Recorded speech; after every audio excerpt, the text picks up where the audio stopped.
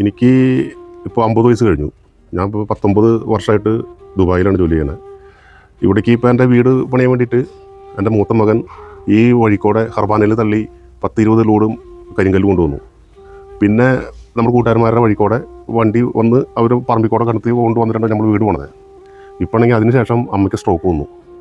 Stroke വന്നു കഴിഞ്ഞപ്പോൾ അമ്മേനെ ആശുപത്രിയിൽ കൊണ്ടുപോകാൻ ഒന്നിനും പറ്റില്ല.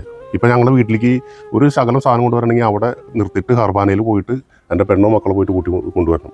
ഇപ്പോൾ അമ്മേരക്ക് വീൽ ചെയറും കൂടി തള്ളാൻ പറ്റാത്തൊരവസ്ഥയാണ്. അവിടെ മൊത്തം മണ്ണ് കിടന്ന് കനാലിൽ നിന്ന് കോരി മണ്ണ് മുകളിലേക്കിട്ട് ഇത് പൊങ്ങി കിടക്കണം. അപ്പോൾ ഈ അമ്മേനെ ഇന്ന് ആശുപത്രിയിൽ കൊണ്ടുപോകണം. ആശുപത്രിയിൽ കൊണ്ടുപോകേണ്ട സമയമായപ്പോഴാണ് ഞാൻ ഓർത്തിങ്ങനെ വിളിച്ചാലോ എന്ന് വെച്ചിട്ട് അങ്ങനെ ഞാൻ വിളിച്ച് കാര്യം പറഞ്ഞത്. വന്നത് വളരെ ഉപകാരം, വളരെ നന്ദി. ഇപ്പോൾ കാണാം അമ്മനെ അങ്ങനെ ആശുപത്രിയിൽ കൊണ്ടുപോകണമെന്ന്. ഇവിടെ നിന്നെടുത്ത് എനിക്കും വയ്യ. ഞാനില്ലെങ്കിൽ എൻ്റെ പെണ്ണിന് മറ്റേ ഡിസ്കിന് കംപ്ലൈൻറ്റ് ഉണ്ട്. അവൾക്ക് അമ്മേൻ്റെ അടുത്ത് പോകാനുള്ള ആരോഗ്യമില്ല. പിന്നെയുള്ള 2 കുഞ്ഞു കൊച്ചങ്ങളാണ്, അവരോട് എടുക്കാൻ പറ്റില്ല. മകനാണെങ്കിൽ അവൻ പഠിക്കാനായിട്ട് പോകും. എന്തെങ്കിലും ആവശ്യം വന്നു കഴിഞ്ഞാൽ ഇപ്പോഴും അമ്മയ്ക്ക് സ്ട്രോക്ക്. ഇപ്പോൾ ഇവിടെ ഞങ്ങൾക്ക് ഇവിടുന്ന് കൊണ്ടുപോകാൻ പറ്റില്ല. ഇപ്പോൾ കൊണ്ടുപോകുമ്പോൾ നിങ്ങൾക്ക് എല്ലാവരും കാണാൻ പറ്റും. അത് അത്രയ്ക്ക് ബുദ്ധിമുട്ടിലാണ് ഞങ്ങളിവിടെ. വേറെ ഒന്നും ആവശ്യമില്ല. നമുക്ക് സ്വന്തമായിട്ട് വാഹനം വാങ്ങണമെന്നൊന്നുമല്ല. ഒരു വണ്ടി നമ്മുടെ വീട്ടുമുറ്റത്ത് എത്തി നമ്മുടെ അമ്മേനൊക്കെ ആശുപത്രിയിൽ കൊണ്ടുപോകാനായിട്ടൊന്ന് അത്രയ്ക്കും കിട്ടിയാൽ മതി.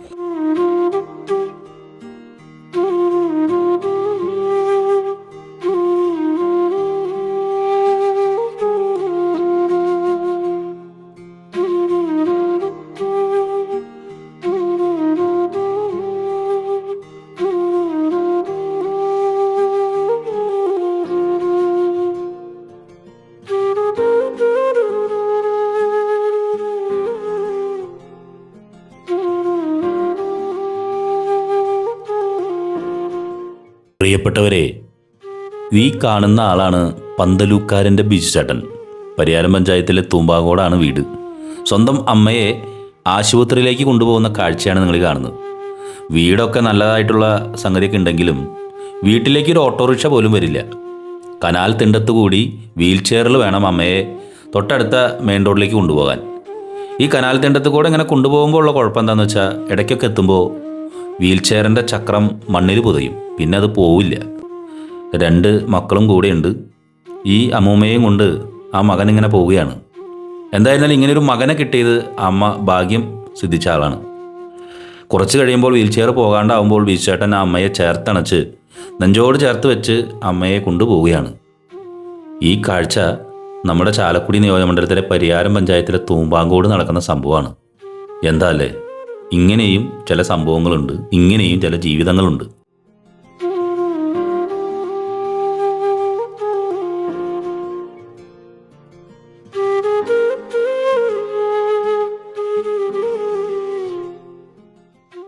എല്ലാവർക്കും നല്ല നമസ്കാരം. ഞാനിപ്പോൾ നിൽക്കുന്നത് പരിയാരം ഗ്രാമപഞ്ചായത്തിലെ തൂമ്പാക്കോട് എന്ന് പറയുന്ന സ്ഥലത്താണ്. യാദൃശ്ചികമായിട്ട് ഈ പരിയാരത്തിന് ഒരു കാര്യത്തിന് വരേണ്ടി വന്നപ്പോഴാണ് പന്തലുക്കാരൻ ബിജു ചേട്ടൻ്റെ ഒരു ഫോൺ കോൾ വന്നത്. തീർച്ചയായിട്ടും അദ്ദേഹം പറയുന്ന കാര്യങ്ങൾ കേട്ടപ്പോൾ എനിക്കത് നേരിട്ട് വന്ന് കാണണമെന്ന് തോന്നി. അങ്ങനെയാണ് ഈ ബിജു ചേട്ടൻ്റെ വീട്ടിലേക്ക് വന്നത്. എൻ്റെ പിറകിൽ നിൽക്കുന്ന ആളാണ് ബിജു ചേട്ടൻ. ഏകദേശം 20 വർഷത്തോളം മണലാരണ്യത്തിൽ ചോര നീരാക്കി എന്നൊക്കെ പറയില്ല, അതുപോലെ പണിയെടുത്ത് കഷ്ടപ്പെട്ടൊരു വീടുണ്ടാക്കി കഴിഞ്ഞിട്ടും ഈ കേരളക്കരയിൽ പലർക്കും ഇതുപോലത്തെ അവസ്ഥ ഉണ്ടാകാം. പക്ഷേ ഞാൻ നേരിട്ട് കാണുന്ന സംഭവമാണ്. 40-50 വർഷത്തോളമായി അദ്ദേഹം ഇവിടെ താമസിക്കാൻ തുടങ്ങിയിട്ട് ഇതുവരെയായിട്ടും ഈ ചേട്ടൻ്റെ വീട്ടിലേക്ക് ഒരു വാഹനം വന്നിട്ടില്ല. വാഹനം മീൻസ് ഒരു 4 ചക്ര വാഹനം ഇതുവരെയായിട്ടും വന്നിട്ടില്ല. കാരണം ഈ ചേട്ടൻ്റെ വീട്ടിലേക്ക് വരുന്ന വഴി ഞാൻ നിങ്ങളിപ്പോൾ കാണിക്കുകയാണ്. ഈ വഴിയാണ് ഒരു കനാലിൻ്റെ സൈഡിലൂടെ ഒരു കുഞ്ഞു വഴി. ഈ വഴിയിലൂടെ ബൈക്ക് മാത്രമേ പോകുള്ളൂ. ഈ ചേട്ടൻ്റെ വീട്ടിൽ വയ്യാതിരിക്കുന്ന ചേട്ടൻ്റെ അമ്മയുണ്ട്. നിരവധി പ്രാവശ്യം ഹോസ്പിറ്റലിലേക്ക് കൊണ്ടുപോകേണ്ടതുണ്ട്. ഈ വീട്ടിൽ ആർക്കെങ്കിലും എന്തെങ്കിലും പ്രശ്നം വന്നാൽ അതും ഹോസ്പിറ്റലിലേക്ക് കൊണ്ടുപോകുന്നുണ്ട്. ഏകദേശം ഇവിടെ നിന്ന് ഒരു 100-400 മീറ്റർ അപ്പുറത്താണ് മെയിൻ റോഡ് കിടക്കുന്നത് 2 വശത്തും. എന്താണ് ഇവിടുത്തെ പ്രശ്നം? ഈ കനാൽ പുറമ്പോക്ക് എന്ന് പറയുന്ന സംഭവത്തെ പറ്റി നിങ്ങൾ കേട്ടിട്ടുണ്ടാവും. എന്താണ്? ഒരു കനാൽ പോകുമ്പോൾ ആ കനാലിൻ്റെ ഇരു സൈഡുകളിലും വാഹനങ്ങൾക്കോ അല്ലെങ്കിൽ നടന്നു പോകാനായിട്ടുള്ളൊക്കെ വഴി ഉണ്ടാകും. പക്ഷേ അത് പലപ്പോഴും പലരും കയ്യേറും. ഇപ്പോൾ ഇവിടുത്തെ പ്രശ്നം എന്താണെന്ന് വെച്ചിട്ടുണ്ടെങ്കിൽ ഇത്രയും നാളായിട്ട് ഇദ്ദേഹത്തിൻ്റെ ഏറ്റവും വലിയ സ്വപ്നം എന്ന് പറഞ്ഞു കഴിഞ്ഞിട്ടുണ്ടെങ്കിൽ തൻ്റെ വീട്ടിലേക്ക് ഒരു കാർ വരുന്നത് കാണാൻ തൻ്റെ അടുത്ത തലമുറയ്ക്കെങ്കിലും സാധിക്കുമോ എന്നുള്ളതാണ് നിൽക്കുന്നത്. സ്വന്തം അമ്മയെ കയ്യിലേറ്റി കൊണ്ടുപോകേണ്ട അവസ്ഥ. സ്വന്തം അമ്മയെ കയ്യിലേറ്റി വേണം തൊട്ടപ്പുറത്തെ സ്ഥലത്തേക്ക് കൊണ്ടുപോകാൻ, റോഡിലേക്ക് എത്തിച്ച് ആശുപത്രിയിലേക്ക് കൊണ്ടുപോകാൻ, അല്ലെങ്കിൽ വീൽ ചെയറിൽ ഉന്തി കൊണ്ടുപോകണം. കുറേയും കൂടിയും ശോചനീയമായ അവസ്ഥയിലാണെങ്കിൽ അമ്മയെ കയ്യിൽ തന്നെ കൊണ്ടുപോകേണ്ട അവസ്ഥയാണുള്ളത്. ഇതാണ് ബിജു ചേട്ടൻ്റെ അവസ്ഥ. തീർച്ചയായിട്ടും ബിജു ചേട്ടൻ എന്താണ് പറയാനുള്ളത് നമുക്ക് ചോദിച്ചറിയാം. ഇവിടെ എന്താണ് ചേട്ടൻ ആവശ്യപ്പെടുന്നത്? ചേട്ടൻ്റെ ആവശ്യം എന്താണ്? ഇവിടെ ഈ കനാലുമായി ബന്ധപ്പെട്ട് കനാലിൽ പുറമ്പോക്കുണ്ട്, 2 സൈഡിലും മെയിൻ റോഡ് വന്ന് നിൽക്കുന്നുണ്ട്. ചേട്ടൻ എന്താണ് ആവശ്യപ്പെടുന്നത്? നമുക്ക് ഇവിടുന്ന് ഈ 2 വഴിയും പീലാർമൊഴി തൊട്ട് തൂമ്പാക്കോട് വരെ വഴി വന്ന് കൂട്ടിയിട്ടുണ്ട്.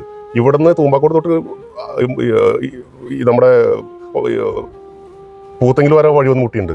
ഇത്രയ്ക്കൊരു ഗ്യാപ്പിൽ മാത്രം ഒരു കിലോമീറ്റർ ഉണ്ടാവില്ല, അത്രയും ഗ്യാപ്പ് മാത്രം ഇവിടെ വഴിയില്ല. എൻ്റെ ആവശ്യമല്ല, നമ്മുടെ ഇവിടെ തൊട്ട പറമ്പുകാരൊക്കെ അവർ പറഞ്ഞു അവർക്ക് ഞങ്ങൾ കുറേ പരിശ്രമിച്ചു, ഒന്നും നടന്നില്ല. അല്ല, ഇപ്പോൾ ഈ പുറമ്പോക്ക് ഇറിഗേഷന്റെ ഭാഗത്ത് നിന്ന് പുറമ്പോക്ക് അളന്ന് തിട്ടപ്പെടുത്താണെങ്കിൽ ഇത് കിട്ടുന്ന കാര്യമില്ല. ഇപ്പോൾ ഈ നിലവിൽ ആ കനാലിൻ്റെ വലതുവശത്ത് തൂമ്പാങ്കോട് പള്ളിയുടെ അവിടേക്ക് എത്ര കാലം മുന്നേ അവിടെ നിന്ന് വരുമ്പോൾ വലതുവശത്ത് പുറമ്പോക്ക് സ്ഥലമുണ്ട് കുറേ ഭാഗത്ത്. പുറമ്പോക്കാണ്, അവിടെ മരത്തിനൊക്കെ നമ്പറിട്ട മരങ്ങളൊക്കെ ഉണ്ട്. പെരുതിക്കോടായി ആ കാണുന്നതൊക്കെ പുറമ്പോക്കാണ്. ആ കമ്മിൻ്റെ കൂടെ ഈ മണ്ണ് കൂടി കിടക്കുന്നതൊക്കെ കനാലിൻ്റെ വഴിയാണ്. കനാലിൻ്റെ സ്ഥലത്തിൽ അവർ കനാലിൽ മണ്ണിട്ട് വെച്ചാണ് കനാൽ പണിത സമയത്ത് വർഷങ്ങൾക്ക് മുന്നേ. നമുക്കിവിടെ വേറെ ആവശ്യങ്ങളൊന്നുമില്ല, നമുക്ക് ആദ്യം ദ്രോഹിക്കാനൊന്നുമില്ല. നമുക്ക് വീട്ടിലേക്ക് അമ്മേനൊക്കെ ആശുപത്രിയിൽ കൊണ്ടുപോകാനായിട്ട് എന്തെങ്കിലും ഒരു അസുഖം വന്ന് എനിക്ക് തന്നെ എൻ്റെ കാലൊടിഞ്ഞിട്ട് ഒരു 22 വർഷം മുമ്പ് കാലൊടിഞ്ഞിട്ട് ഒരു ജനുവരി 3-ാം തീയതി 4-ാം തീയതി ഞാൻ ആശുപത്രിയിൽ നിന്ന് കൊണ്ടുവരണേ. എന്നെ എൻ്റെ അയൽവക്കത്തുള്ള വീട്ടിൽ വണ്ടി കൊണ്ട് ഓട്ടോറിക്ഷ കൊണ്ട് നിർത്തി അവിടെ നിന്ന് കസേരയിലിരുത്തി അവിടെ തന്നെ പൊക്കിക്കൊണ്ടു നടത്താൻ. എന്നിട്ട് പറമ്പിക്കൂടെ കൊണ്ടുവന്ന് തന്നെ വീട്ടിലേക്ക് എത്തിച്ചു. അത്രയ്ക്ക് ഒരു മോശം അവസ്ഥയിലാണ്. ഒരു വഴി എന്ന് പറഞ്ഞ ഒരു പിള്ളേരെ കൊണ്ട് സൈക്കിളടക്കം ചവിട്ടം ഞങ്ങൾ ഓടിക്കും വിടില്ല, വഴിയില്ലാത്തതുകൊണ്ട്.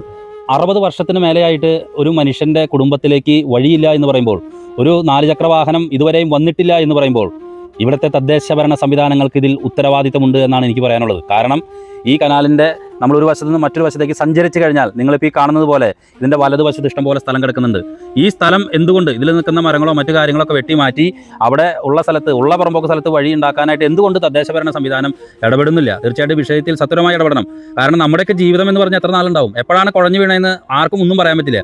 അങ്ങനത്തെ ഒരു സാഹചര്യത്തിൽ ഇത്രമാത്രം കഷ്ടപ്പെട്ട് മണലാരണ്യത്തിൽ സമ്പാദിച്ച പണം കൊണ്ട് പണിത ഒരു വീട്ടിലേക്ക് സ്വന്തം അമ്മയെ ആശുപത്രിയിലേക്ക് കൊണ്ടുപോകാൻ സാധിക്കുന്നില്ല, കുട്ടികളെ സൈക്കിൾ ഓടിച്ചു കൊണ്ടുപോകാൻ സാധിക്കില്ല, എല്ലാം ഒരു പരിഭ്രാന്തിജനകമായ ഒരു അന്തരീക്ഷം സൃഷ്ടിച്ചുകൊണ്ട് വീട്ടിൽ കിടന്നുറങ്ങേണ്ടി വരുന്ന ഒരു അവസ്ഥ എന്ന് പറയുമ്പോൾ തീർച്ചയായിട്ടും അത് തദ്ദേശ ഭരണ സംവിധാനങ്ങൾക്ക് ചെയ്യാൻ പറ്റാവുന്ന കാര്യങ്ങൾ ചെയ്യണമെന്നാണ് പറയുന്നത്. ഈ കനാൽ പുറമ്പോക്ക് പ്രദേശങ്ങൾ തീർച്ചയായിട്ടും ഇത് അളന്ന് കൃത്യമായിട്ട് തന്നെ ഇതുമായി ബന്ധപ്പെട്ട കാര്യങ്ങൾ വഴിയുണ്ടാക്കുന്നതിന് വേണ്ടിയിട്ടുള്ള ഇടപെടലിലേക്ക് നീങ്ങണം. മുൻപ് ഇവിടെ ഒരു അളവും മറ്റു കാര്യങ്ങളൊക്കെ ചെയ്തിരുന്നു, ഇവിടെ പുറമ്പോക്കില്ല എന്നൊക്കെയാണ് പറയുന്നത്. പക്ഷേ അതത്ര സുതാര്യമായ രീതിയിലാണോ നടന്നതെന്ന് പ്രദേശവാസികൾക്ക് വ്യത്യസ്തമായ അഭിപ്രായമുണ്ട്, ആക്ഷേപമുണ്ട്.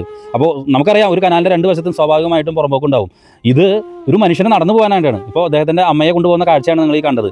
എന്താ പറയുക, ഇങ്ങനെയുള്ള കാഴ്ചകൾ നിങ്ങൾ എവിടെയെങ്കിലും കണ്ടിട്ടുണ്ടോ? ഇത് വല്ലാത്ത ഒരു ദയനീയമായിട്ടുള്ള സംഭവമാണ്. നമ്മുടെ ചാലക്കുടി നിയോജകമണ്ഡലത്തിൽ ഇങ്ങനെ എവിടെയെങ്കിലും ഉണ്ടോ? വളരെ ദുഷ്കരമായ രീതിയിൽ ചേട്ടൻ ആകെ വിഷമിച്ചിരിക്കുകയാണ്. ഒരു മനുഷ്യൻ്റെ ഏറ്റവും വലിയ സ്വപ്നം എന്ന് പറഞ്ഞാൽ സ്വന്തം വീട്ടിലേക്ക് ഒരു കാറ് വരുന്നതാണ് എന്ന് പറയുന്ന ഒരു ചാലക്കുടിക്കാരൻ, ഒരു ചാലക്കുടി നിയോജകമണ്ഡലത്തിലെ ഒരു പരിയാരം തൂമ്പാക്കോട് സ്വദേശി ഇവിടെ ഉണ്ട് എന്നുള്ള ചിത്രമാണ് ഞാൻ നിങ്ങൾക്ക് കാണിച്ചു തരുന്നത്. നാളുകളിൽ നമ്മൾക്കും ഇതുപോലത്തെ അവസ്ഥകൾ വരാം. നമ്മളും ഈ വിഷയത്തിൽ ഇടപെടണം, ഭരണാധികാരികൾ ഇടപെടണം, തദ്ദേശ ഭരണ സംവിധാനം ഇടപെടണം. സത്യമായി തന്നെ നിലവിലുള്ള പുറമ്പോക്ക് സ്ഥലത്ത് എന്ത് ചെയ്യാൻ സാധിക്കുമെന്നുള്ളത് ഇവിടുത്തെ ജനപ്രതിനിധികൾ വിശദമായി ഇടപെടണമെന്ന് മാത്രമാണ് പറയാനുള്ളത്.